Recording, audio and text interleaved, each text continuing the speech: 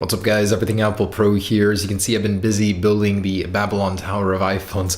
But no, I just wanted to sit down and talk to you guys about what's going on right now with Apple. I've had a lot of people ask me, what is going on? Where are your Apple News videos? And honestly, there's been so much to talk about. It's been a little overwhelming. For this video alone, I had to choose a lot of the more important stuff I wanted to talk to you guys about. But let's go ahead and have a brief little moment to sit down and talk about what's going on right now with the iPhone 10, with Apple in general, and even me personally, if you want to hear about that at the end. So little news segment for you guys. So I just want to say I've been working a lot on the iPhone 10. As you can see, I've been pumping out those videos.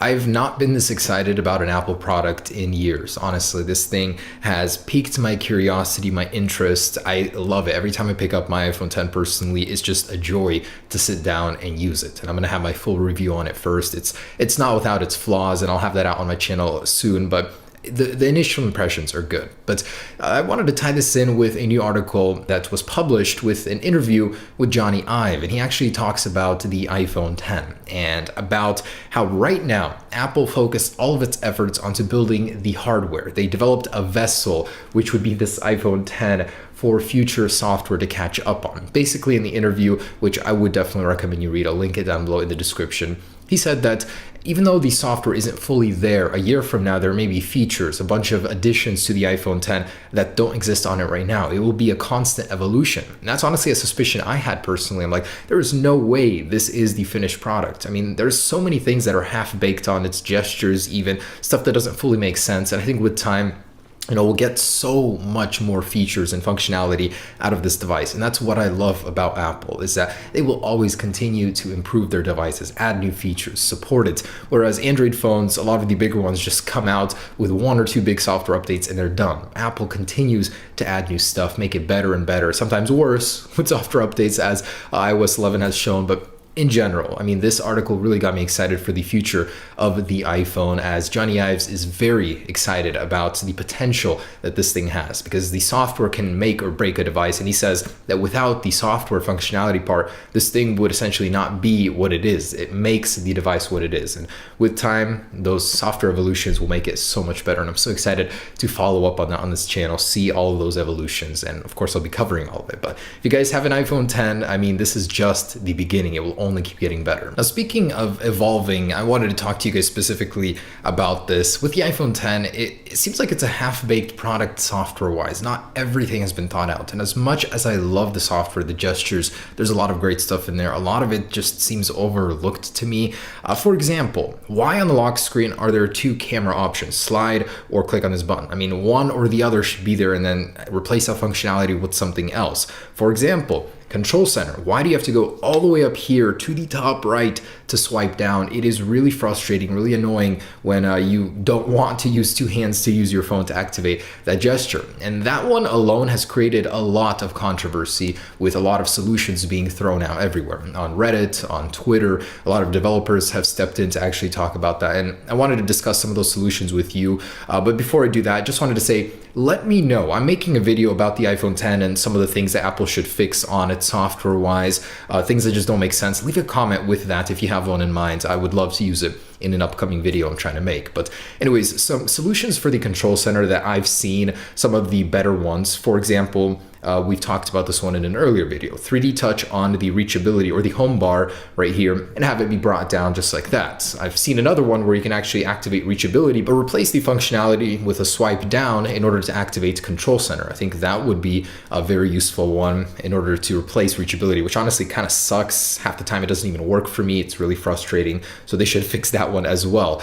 I've also seen one where they should have made it how it was in the leaks, where basically when you would activate the app switcher, there would be a separate card on the right over here that you would activate the Control Center from. It seems like another extra step, so I don't really know if that'd be the best one, but that one was in the leaks. It never came to be for the iPhone 10. Also, a more recent one from the developer Rambo, actually a 3D touch from the edge in order to activate the Control Center page, which actually seems like a pretty decent solution, but still it's a little cumbersome. It's not a very easy way to bring up the Control Center. Always you have to add force to your display. It just kills the flow, I think, of the iPhone. So the best solution that I've seen honestly online from somebody is that on the bottom right to swipe up in order to bring up the Control Center, and everything else to be the regular app switcher and closing apps functionality, which honestly I think would work very well because it would match the top, where the top right is for the control center. Basically just reverse the orientations and then have the top be all for the notification or cover sheets up there. So I think that's a pretty good solution to that. Let me know about what other flaws you think the iPhone 10 should fix. And something I didn't think I'd be speaking about so soon, but someone had to claim the trophy, the crown, of being able to jailbreak the iPhone 10 first. The iPhone 10 has officially been jailbroken on its first or latest official public firmware, which would be 11.1.1 by KeenLab. So shown off in a demo in the security conference, the iPhone 10 has legitimately been jailbroken. And although it won't be released, this is a private jailbreak. Just the fact that it's possible is a really good sign for other people. So if you guys have any hope to jailbreak your iPhone 10, and I don't know if you'd even want to, but if you would, stay on 11.1.1 or below. Don't update to 11.2 and beyond, because we don't know if those exploits will work beyond that. But if you really just think about it, the possibility of a jailbreak with an organic LED display like the iPhone is amazing. We can do so much more. An always-on display on the lock screen, even a little portion of the display to be a notification light. I mean, with an organic LED display, you can just illuminate certain pixels, and there is so much possibility. A true dark mode that would save you battery life even to use it. Who knows what else, but it's just amazing. And I hope that a jailbreak is released eventually. It would be cool to revive that scene, but it's a community that's hard to please. Everyone is entitled to a jailbreak, even though, they don't pay for it or anything like that. And when a jailbreak exploit is worth so much money, you can sell it for millions of dollars. Well, I don't know about millions, but hundreds of thousands of dollars if it's dangerous enough to private security firms. Why would someone take that and release it to the public if you really think about it? So KeenLab does not have any intentions of releasing this to the public. It's a private jailbreak, but one can hope that someone else will achieve this and release it. So just the possibility alone gets me super excited. So there hasn't officially been a gate issue for the iPhone. I mean, for the iPhone 8, there was even Splitgate. That was short-lived as there were only a few examples. Nothing really came of that. But for the iPhone 10, this thing seems to have been generally unharmed by the gate until now. Over 25 people are reporting a new issue where their display shows banding, green lines just running down the display in many different areas. And it's not just one person. They have not dropped it. They literally open it and set it up, and this just appears. So it seems to be some sort of screen defect where the green pixels light up. And I don't know, getting into the technicalities, what it really is, but Samsung, which makes the display for the iPhone 10, Apple designed, Samsung built, has actually had this issue in the past with their Galaxy phones where pink lines would appear, but they did fix it with an update to the displays or something like that. I don't know what it was, and I'm sure Apple will address this, as a lot of people are actually experiencing this. So if you guys decided to wait on the iPhone 10, not buy it right away, it was probably a good choice. I mean, you skipped all the bugs, not all of them, but a lot of them with the early firmwares and this screen issue, the chances of getting it. So the iPhone 10 is pretty much safe for sale in a couple months, and everybody knows this. When a new device comes out, you don't want to get it right away. Wait for all the issues to be ironed out. And we've had quite an interesting little experience with bugs so far on iOS 11 and the iPhone 10, and there's a new one now. Now, first off, we had the calculator bug where the input lag would give you an incorrect result if you typed it in really fast. Also, the I being replaced by a weird question mark in A bug, which was just fixed yesterday in 11.1.1. Now, a new one exclusively for the iPhone 10 causes the keyboard or screen to become unresponsive when you dip in temperatures. And I've actually experienced this. We don't really have really cold weather, but it got down to like between 35 to 40 degrees outside. And I would go and I'd be in Snapchat typing on my keyboard, and it would freeze, and I would start typing in wrong things, and I wouldn't understand what was going on. And I thought it was just Snapchat, but apparently it's a bigger issue where the actual display is affected by drops in temperature and stops working temporarily. And Apple says it's a software bug, which I hope it is. I hope they can fix that and it's not a hardware defect, but I've personally experienced that. Maybe you guys have too. You're not crazy. You're not drunk trying to type in those letters incorrectly. It's just a software bug with the display. And actually, ouch. I hate dropping the iPhone 10. And actually, the iPad is getting a refresh soon as well in 2018. One of my favorite Apple products will be getting sexier, better functionality in general. So although I love this one, I mean, Apple has to go forward. They can't just stop at a good design. They have to keep getting better. So what's new for the iPad? So first off, this is a report by Bloomberg, and they are saying that the iPad Pro will be getting a major redesign in 2018 to bring it more in line and matching with the iPhone 10. First off, The display will be getting slimmer bezels even though the 10.5 did slim those down a bit, even slimmer to somewhat match the aesthetic of the iPhone 10. There's no word on whether or not it will be getting an organic LED display, which I think is probably unlikely to happen, but it would be cool on a device of this size. It's just the ghosting, the freeze or burn-in on the display would probably be an issue with a larger display like that. Also, it will be getting Face ID technology, a faster processor, of course, and the first Apple-built GPU in their own product. Also, the A10 or A11X chip will be insane.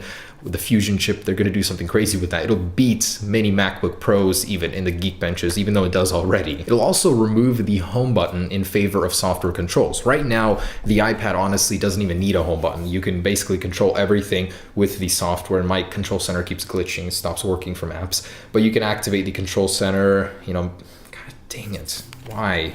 iOS 11 has been such a mess. Anyways, just imagine in your minds without me showing you because it's glitching. The control center swiping up, you open an app, swipe it up to go home. You don't need the home button on an iPad anymore, and that'll finally happen. And a lot of these concepts provided by Vanya Geskin in collaboration with iDrop News give us a good idea of that. It looks sexy, especially with those curved corners matching the edges of the iPad. I think it would be a great device, although I absolutely love my iPad. There's no need to update it. It's so fast, so quick, looks so good. But, Apple can't stop and stagnate. They have to keep moving forward. Oh, and I forgot to say, Apple Pencil will be receiving an update as well. So Apple Pencil 2 with new software tools.